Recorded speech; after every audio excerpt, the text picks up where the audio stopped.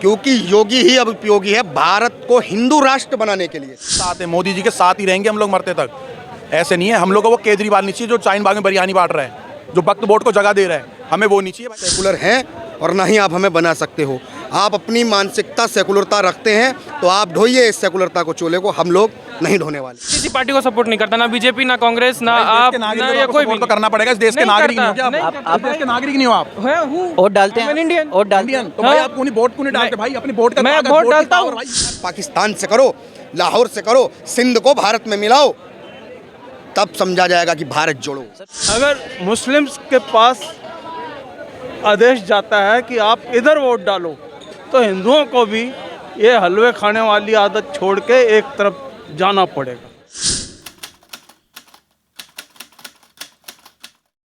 2014, 2017, 2019, 2022 और 2024 हम बात कर रहे थे 2024 में क्या होगा, कौन है? 2024 में वही होगा जो देश की जनता जनार्दन हिंदू चाहेगा, क्योंकि देश की जनता बहुसंख्यक हिंदुओं की है और जो भी हिंदुओं को जाति के नाम पर बांट कर राजनीति कर रहा है वो कान खोल के सुने कि देश अब जाति पे बटेगा नहीं। और जो लोग सेकुलरता का पाठ पढ़ा के हमें हमारे सनातन संस्कृति से अलग करने का काम कर रहे हैं वो भी ध्यान से सुने, क्योंकि ना तो हम सेकुलर हैं और ना ही आप हमें बना सकते हो। आप अपनी मानसिकता सेकुलरता रखते हैं तो आप ढोइए इस सेकुलरता को, चोले को, हम लोग नहीं ढोने वाले हैं। साफ सीधी बात है। सर 24 में जिस तरीके से कांग्रेस भारत जोड़ो यात्रा कर रही है, तो जो विपक्ष बता रही है कि काफ़ी मुश्किल होगा बीजेपी के लिए, क्या कहेंगे? देखिए 75 साल से कांग्रेस ने केवल भारत को तोड़ा और भारत को तोड़ने वाले आज भारत में यात्रा निकाल रहे हैं भारत जोड़ो। कितना बड़ा मूर्खता का काम है। अरे भारत जोड़ना है तो सबसे पहले लाहौर जाओ, वहाँ से भारत को जोड़ो। जो तोड़ने का काम आपकी दादी ने, आपके नाना ने, आपके पिता ने कर दिया था, वहाँ से जोड़ो ना। पूर्वी पाकिस्तान जो वर्तमान का बांग्लादेश है उसे जोड़ो ना। जोड़ो, भारत जोड़ो तो उसको ही कहोगे ना। जब पाकिस्तान भारत से जुड़ जाएगा उसी को तो भारत जोड़ो कहोगे। किस भारत को जोड़ो कर? ये भारत जोड़ो यात्रा नहीं कह सकते हो, इसे बहु ढूंढो यात्रा कह सकते हो। ये अपने लिए बहु ढूंढ रहे हैं युवराज, एक युवराज हैं ये, और इनकी संख्या केवल युवराज के बराबर और कुछ नहीं। क्योंकि ये जितने के जितने भी हैं ये केवल गधे को अपने कंधे पे बिठा के चलाने का काम कर रहे हैं और गधों से देश नहीं चलने वाला। क्योंकि जिसको ये नहीं मालूम कि आटा किलो में बिकता है या लीटर में, जिसको ये नहीं मालूम कि आलू खेतों में लगता है या आलू से सोना बनता है, जिसको ये नहीं मालूम, जो चुनाव हार जाए तो सीधा विदेश की यात्रा पे निकल जाता है, ऐसे लोगों से क्या उम्मीद करेंगे? ये भारत जोड़ेंगे?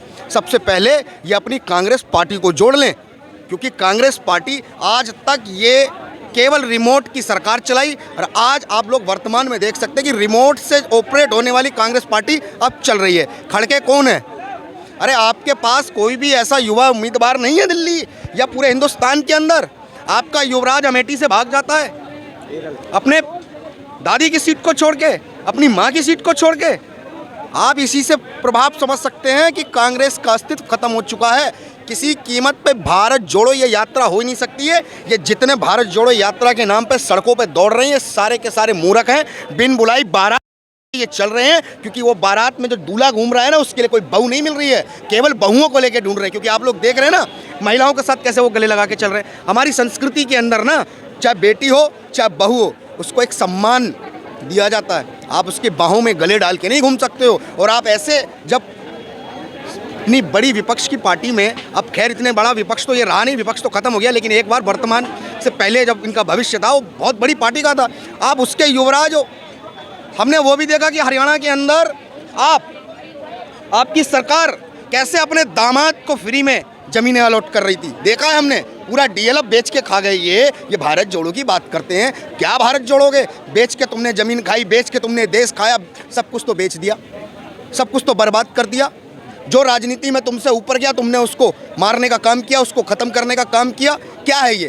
पहले पार्टी को जोड़ो और पार्टी को जोड़ने के बाद जब आप निकलोगे तब मैं समझूंगा कि हाँ वाकई में भारत जोड़ो की आप बात कर रहे हो। और शुरुआत पाकिस्तान से करो, लाहौर से करो, सिंध को भारत में मिलाओ, तब समझा जाएगा कि भारत जोड़ो। सर मोदी जी के बाद किसको प्रधानमंत्री देखना चाहेंगे? देखिए मोदी जी के बाद केवल गाय वाला, और गाय वाला ही अब ऐसी मानसिकता को जवाब देने के लिए उपयोगी है, क्योंकि योगी ही अब उपयोगी है भारत को हिंदू राष्ट्र बनाने के लिए। क्योंकि भारत हिंदू राष्ट्र, ये कोई अपराध थोड़ी है हम हिंदुओं का।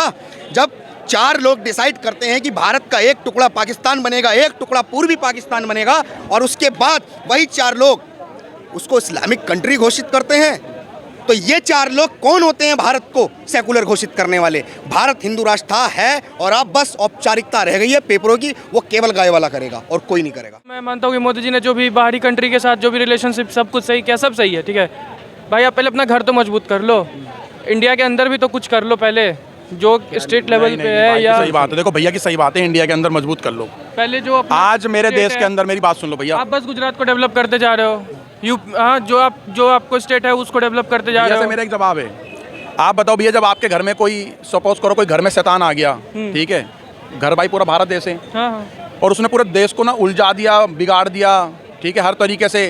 कभी पाकिस्तान से कोई आगे गर्दन काट जा रहा, कोई वहाँ से ईरान से कोई धमकी दे रहा, कोई इराक से, कोई सीरिया से धमकी दे रहा है। आज बताओ 2014 से लेकर कोई धमकी दे रहा है, कोई गर्दन काट के ले जा रहा है। आज ऐसे ऐसे काम मोदी जी इतने मजबूत काम कर रहे हैं।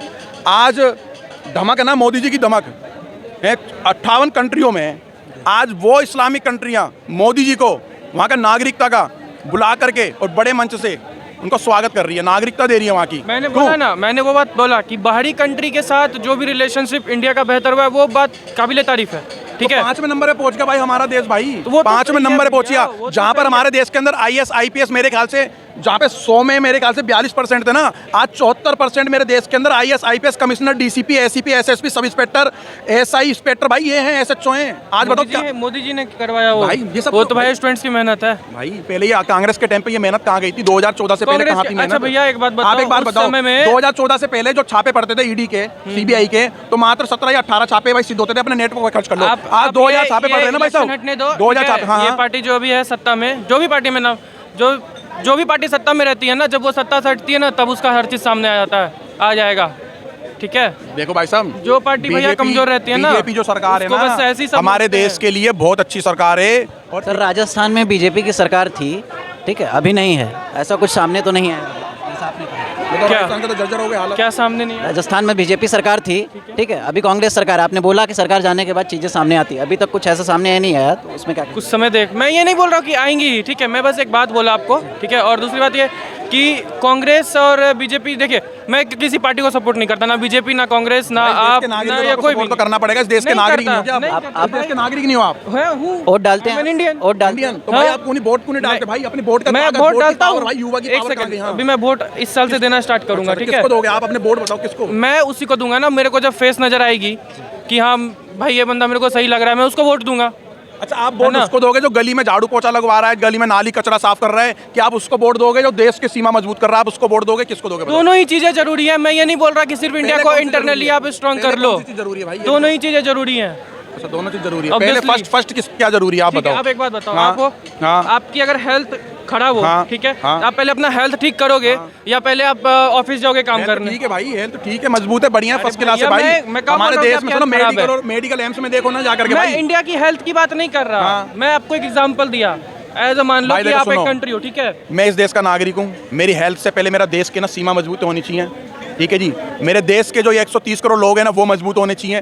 जो लोग खुद ये बात बोल रहे हो कि जो 130 करोड़ है वो पहले मजबूत होने चाहिए। तुष्टीकरण की राजनीति करते हैं, हिंदू मुस्लिम की राजनीति करते हैं, केजरीवाल के आदमी जो यहाँ पर कसमें खिलाते हैं, उनके स्टार प्रचारक राजेंद्र पाल गौतम। और कोई जो नहीं हाथ करता हिंदू मुस्लिम की राजनीति। सुनो, स्टार प्रचारक जो इनके गोविंद वो हैं, वो यूं कसम खिलवा रहे कि ब्रह्मा विष्णु महेश को नहीं मानेंगे। भाई केजरीवाल ने इस्तीफा दिलवाया एक बार भी? निपुल शर्मा बहन से कोई गलती से कोई उन्होंने मतलब कि उन्होंने उपसा करके उससे कैसा बयान करवा दिया मोहम्मद प्रॉफिट जी के लिए, तो उसको मोदी जी ने 5 मिनट में, टी राजा भाई ने कुछ बोला तो 5 मिनट में एक्शन। तो ये होता है, केजरीवाल से बचना चाहिए। देखिए मैं इस साल से वोट देना स्टार्ट करूंगा, ठीक है, मैंने अभी तक वोट दिया नहीं है, ठीक है, एग्जैक्टली। और मैं अभी तक किसी पार्टी को सपोर्ट नहीं करता, ना बीजेपी ना कांग्रेस, कोई भी नहीं, ठीक है। इनकेस देखते हैं अगर 24 में ऐसा कोई फेस सामने आता है तो अगर वो बेहतर लगे, बाकी अभी जो हैं उनसे बेहतर 24 में फेस सर मोदी जी हैं, राहुल गांधी हैं, और हो सकता है कहीं ना कहीं हमारे केजरीवाल जी भी नजर वो आ करें। सकते हैं। इस तीनों में किसको? केजरीवाल जी देखिए अगर ममता बनर्जी हैं, नीतीश कुमार हैं, देखिए इन सब में से अगर देखा जाए, इन सब में से, ठीक है, जो जिनका आपने भी नाम लिया, तो भाई इन सब में तो मोदी जी ही ठीक है, ठीक है। मैंने बोला अगर कोई नया फेस सामने आता है तो जैसे अगर कांग्रेस है अभी, ठीक है, या कोई भी पार्टी है, आप है या कोई भी, अगर कोई नया फेस ऐसा सामने लेके आता है जो कि एग्जैक्टली लगे कि हाँ भाई नहीं इस बंदे में दम है, ठीक है, इस अगर ऐसी बात है। मोदी जी के बाद किसको प्रधानमंत्री देखना चाहेंगे? मोदी जी के बाद योगी आदित्यनाथ ओनली। जी योगी आदित्यनाथ भी सही है। योगी आदित्यनाथ जी बहुत बढ़िया आदमी है। मैं कहता हूं मोदी जी हमारे 5 साल और। यार एक बात बताओ, ये भाई युवा है, एक 62+ हमारे नरेंद्र मोदी जी आज भी ऐसा लोहे जैसा दम रखते हैं। भाई वो कैसे दम है? इन जैसे युवाओं से दम मिलता है उनको, उन जैसे युवाओं से। हमारी जो माता बहनें घर में बैठी है उनसे दम मिलता है, उनकी ऊर्जा से, उनकी बातों से कि हम मोदी जी के साथ हैं, मोदी जी के साथ ही रहेंगे हम लोग मरते तक। ऐसे नहीं है, हम लोग को वो केजरीवाल नहीं चाहिए जो चाइन बाग में बिरयानी बांट रहा है, जो वक्त बोर्ड को जगह दे रहा है, हमें वो नहीं चाहिए भाई साहब। 2024 चुनाव पर 2014 में मोदी लहर, 17 में मोदी लहर, 19 में मोदी लहर, 22 में मोदी लहर, 24 में क्या होगा? ये लहर 24 के बाद कहाँ तक चली जाएगी उसका अंदाज़ा नहीं लगाया जा सकता। आज इस देश के रहने वाले लोग अच्छी तरह समझ रहे हैं कि इनका शोषण कौन सी पार्टियों के जरिए होता रहा। दिया क्या कांग्रेस ने? जेएनयू में जो ये करते रहे, सामने जो मुस्लिम अभी भी जिस तरह के नारे लगा रहे हैं, भारत तेरे टुकड़े होंगे हजार, किस चीज़ के भाईचारे की ये बात करते हैं?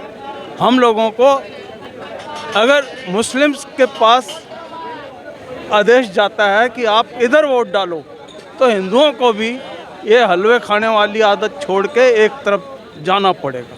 और वो हमारे लिए बीजेपी ही है जो हमारा फ्यूचर संभाल के रख सकती है। सर ये विपक्ष, जैसे कि आप जान रहे हैं, कांग्रेस भारत जोड़ो यात्रा कर रही है, आम आदमी पार्टी गुजरात में चुनाव लड़ रही है, क्या 24 में इनको चुनौती नहीं देंगे? किस चीज़ का मिलेगा? ये तो भारत तोड़ने के जिम्मेवार हैं। अभी वो बता रहे थे ना, सुभाष चंद्र बोस क्यों अलग हुआ, वो जिन्ना ने क्या किया, कहाँ 16 स्टेट थी शायद, आज 27 स्टेटें बन गई, वो इनके शासन में हुआ। संविधान की धज्जियाँ ये उड़ाते रहे। इंदिरा गांधी ने क्या किया? एंटी लेबर थी वो पार्लियामेंट में कानून बना के लेबर क्लास के खिलाफ जाती थी। बैंकों को लुटाया, बैंकों की हालत ख़राब कर दी, नाम आज मोदी ने लुटवा दिया।